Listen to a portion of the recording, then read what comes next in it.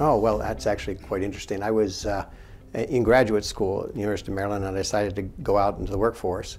And I was out interviewing. I interviewed a number of companies, and one of the companies I talked to was doing something in satellite communications, and it was digital satellite communications, which my background was digital. And when I met with them, I realized they were really smart, they really enjoyed what they were doing, and they had tremendous dedication. And so when I got all my offers in, I looked at them all, and the lowest offer in the totem pole was these guys. And I said, well, maybe lower, but they look like they're having fun. I'll probably make up the difference going there. And so as a young person, I joined what's now, it was called Digital Communications Corporation, but it's the seed of what is now Hughes. As an engineer, you'd like to figure out how to get a product or a service right.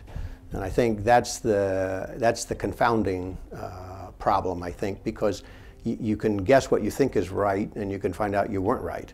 And so it's the continual improvement and the evolution of something and staying with it until it actually gets to be good, right? Because you could be off the mark quite a bit when you first do something, but you know, if you keep doing it and tuning it and improving it and changing it and finding the problems, over time you can, in many instances, you can get to quite a good outcome.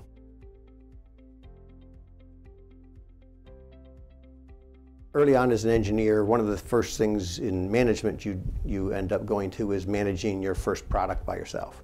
And in doing that, you begin to deal with many different groups of people. You know, they're all part of the process of creating the product. And it's, the difficult part is you come from, say, being a loner, doing your design, pushing it through, staying up half the night doing it, to working with a bunch of people, some of whom have that same drive, and other people who are, you know, they're trying to this is just part of their daily routine to work on your project. And so figuring out how to manage your coaching of the people and how you want the work done and explaining it, it takes a little bit of getting used to, because you realize not everybody understands what you understand, or they don't, maybe they have a different view of it and you haven't thought about how you could figure out what that view is to see how you could include it. So it's quite a process. It takes several years to really get a sense of how you can do something like that in a collaborative way and get everybody in the same place. Part of it is you got to figure out why would this be important for them to be doing it? What does it mean in their lives? Why, you know, everybody can come to work, but why is this work important? And so, and then why would it make a difference to anybody? And then why should they care about it? And I think if you can start finding reasons why people can help, and then further, when they are helping, you make sure that they know that you know they're helping. And that sort of builds on itself, and you get a great, I think, group dynamic from that.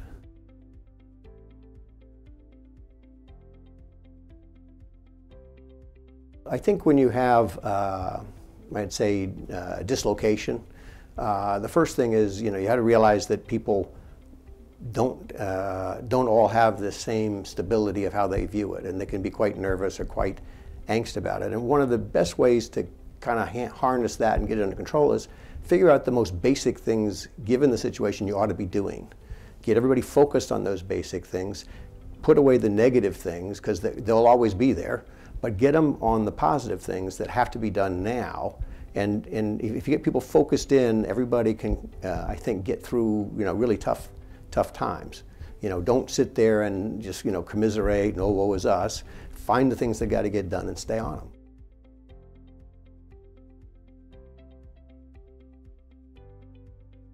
Well, I've had a lot of lessons over the years. I can tell you, I've been around a long time to have successes and failures, and I think, you know, from that standpoint, the failures are where you learn the most, and you learn the most because you're just burning, you know, with, you know, internal angst and energy to figure out, why did I fail? What has got to be done differently? And so you can learn a lot from that.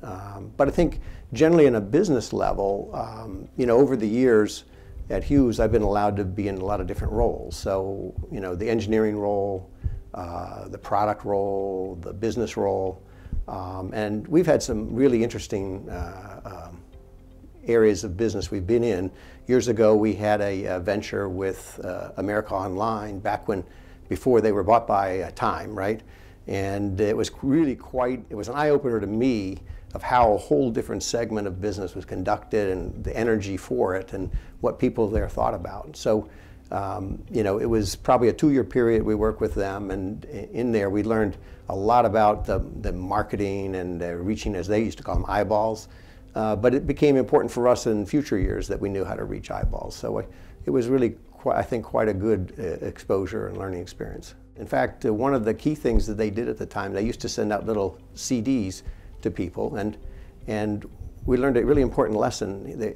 One of their people was explaining, look, when we send out the first 1 million, we find out 15 problems. When we send out the next 10 million, we find 5 problems. And when we get to 20 million, we find 3 problems.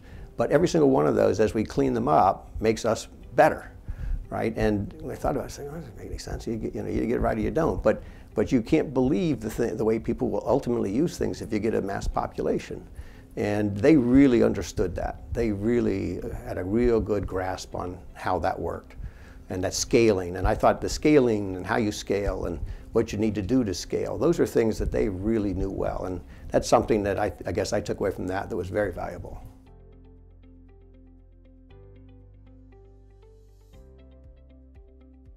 Depends on a little bit their background, but if you say it's more of a technology person, I would say find the organizations that are doing the most advanced work and work that's, you know, creative and new and different.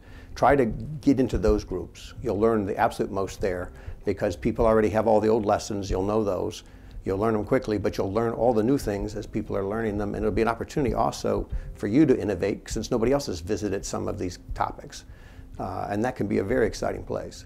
If you look in the space business in general, the business systems and the customer handling and support, these are very, very sophisticated systems these days. And so if you're more in that side of the world, you can get into some of the better run organizations. You can find a tremendous encyclopedia of knowledge that can carry you a long way in your career.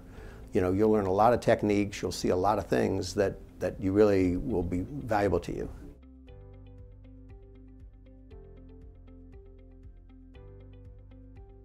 We're in the consumer business, and the number one thing a consumer needs is more bits.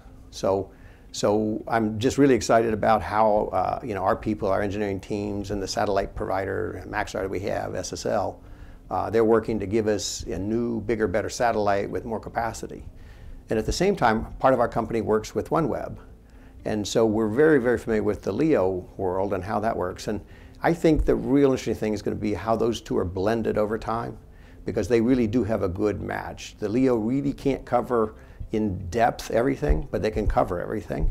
And the GEO can really give you superpower in some places. So when they're combined, I think you're going to see some really good solutions to a number of difficult problems today. I can feel for the satellite providers, that's a tough world they're in, that it's a drop in GEOs. Hopefully the LEO world gets going, and then you see also these alternate space applications get going. So it's a world that when I was a little kid, we watched, you know, the man land on the moon, and we thought, well, gee, we're going to be here and here 10 years and there and 20 years and there and 30 years. Well, we didn't go anywhere, right? And so now you finally see that breaking down, and you can see where we might be. And it's the places that as a kid, you know, we all thought that's where we'd be very soon. So I think it's going to be, for this generation coming in now, I think it's going to be a very exciting world, you know, as we reach out into space.